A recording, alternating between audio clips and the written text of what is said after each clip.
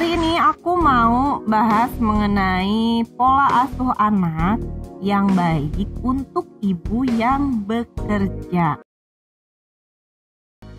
Halo guys, assalamualaikum. Balik lagi sama aku Wisa di sini. Jangan lupa buat kalian yang belum subscribe, kalian subscribe dulu channel aku Couple Life ID. Buat yang udah subscribe, terima kasih, thank you, hatur nuhun, kamsahamnida. Hari ini aku mau bahas mengenai pola asuh anak yang baik untuk ibu yang bekerja.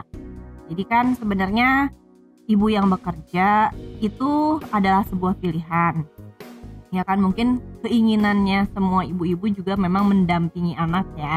Tapi kan ya itu balik lagi, mungkin pilihan mereka lebih memilih untuk bekerja. Tapi aku salut kok, kadang ada ibu yang bekerja dan dia masih bisa mengatur waktu sama anaknya gitu. Maksudnya masih bisa membahagiakan anaknya. Dan tujuannya mereka pun, tujuan ibu-ibu bekerja itu adalah tentu buat anaknya juga sebenarnya gitu.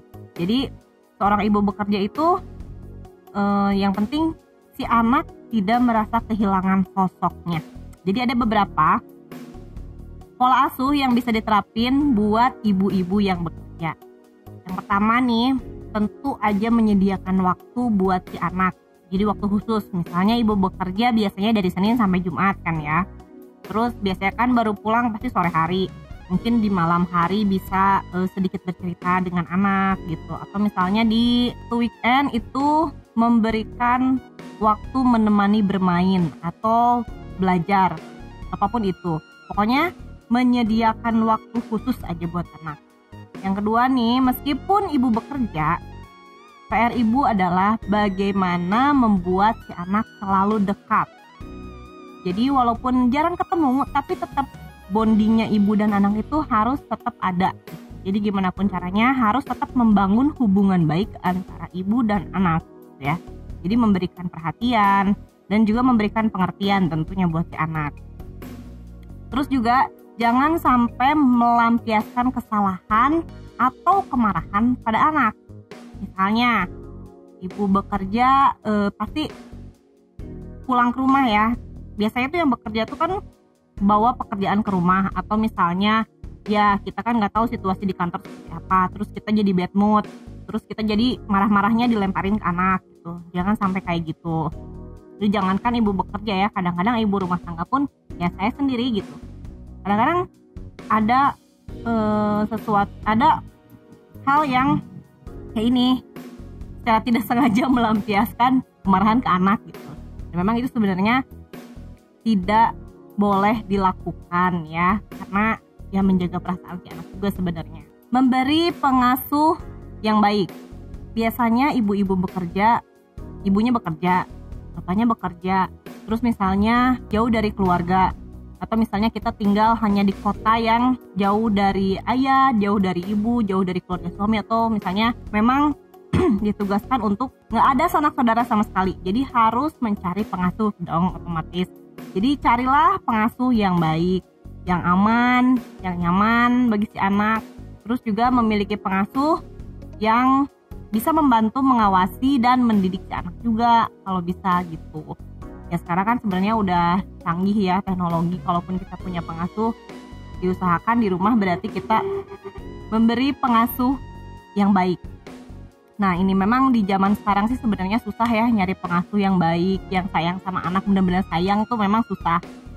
Tapi diusahakan kita berusaha untuk mencari yang terbaik lah buat anak. Minimal kita juga harus bisa mengawasi secara tidak langsung, misalnya dengan memasang CCTV, kan kita bisa kontrol nih sekarang ini pengasuhnya bener apa enggak gitu kan, ngasuh anaknya.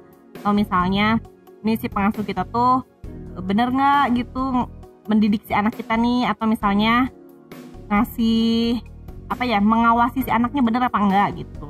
Karena banyak kejadian ya, apalagi di zaman kayak gini tuh banyak ART yang cuman bekerja hanya untuk yang penting dapat cuan gitu kan.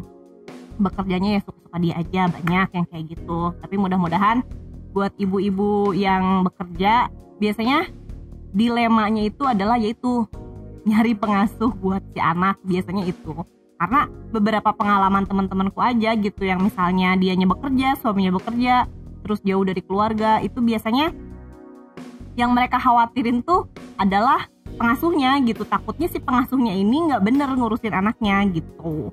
Jadi si orang tua harus tetap ngasih arahan sama si pengasuhnya ini. Jadi tahu gimana cara mengasuh yang baik. Jadi dikasih tahu dulu lah gitu, minimal kita kasih tahu dulu si pengasuhnya. Terus juga kita jangan sampai diserahkan ke si pengasuh. Jadi sebaiknya kita juga terus memantau gitu sebagai orang tua. Terus pilihan yang terakhir buat ibu bekerja, kalau misalnya memang tidak memungkinkan atau tidak mendapat pengasuh, biasanya itu si orang tua bisa masukkan anak ke tempat pendidikan yang sesuai. Dititip di daycare, yang minimal kita kan tahu kita bisa cari daycare yang baik, daycare yang bagus gitu kan. Jadi buat tetap aja si orang tua itu memberikan sesuatu yang terbaik untuk anaknya lah, intinya gitu. Jadi intinya buat misalnya teman-teman di sini yang bekerja atau ibu-ibu yang bekerja, biasanya dilemanya adalah ketika mereka punya anak susah cari pengasuh, biasanya itu. Tapi buat kalian yang bekerja itu sebenarnya menurut aku mereka hebat sih gitu ya. Karena kadang-kadang tuh ada orang yang nyinyir gitu kan, perempuan bekerja gitu, urusin tuh anaknya apa segala macam. Kadang-kadang tuh kesel ya gitu ngedengernya. Ya kita kan sama-sama perempuan, mau bekerja atau tidak bekerja ya semua kembali lagi gitu, gimana pola asuh kita ke anak. Kalau misalnya kitanya tujuannya adalah yang terbaik buat anak, pasti kita ngasihin kasih sayang juga yang baik buat anak gitu. Tapi ada juga orang tua yang memang sehari-harinya diam di rumah, tapi si anaknya juga ya gitu kan. Jadi kita tidak bisa menyalahkan apa itu pekerjaan si ibunya gitu. Jadi yang penting adalah pola asuhnya, itu yang paling penting. Oke, terima kasih buat kalian para suami yang ibunya bekerja. Siapa? Oh, satu. Oke guys, kalau misalnya konten aku hari ini bermanfaat, kalian boleh komen di bawah, kalian boleh share, kalian boleh subscribe, kalian juga boleh like sebanyak-banyaknya. Oke? Cukup sekian dulu video kita kali ini. Terima kasih buat yang udah nonton. Semoga kontennya bermanfaat. Assalamualaikum warahmatullahi wabarakatuh. Bye-bye. Semangat buat para perempuan yang bekerja. Kerja.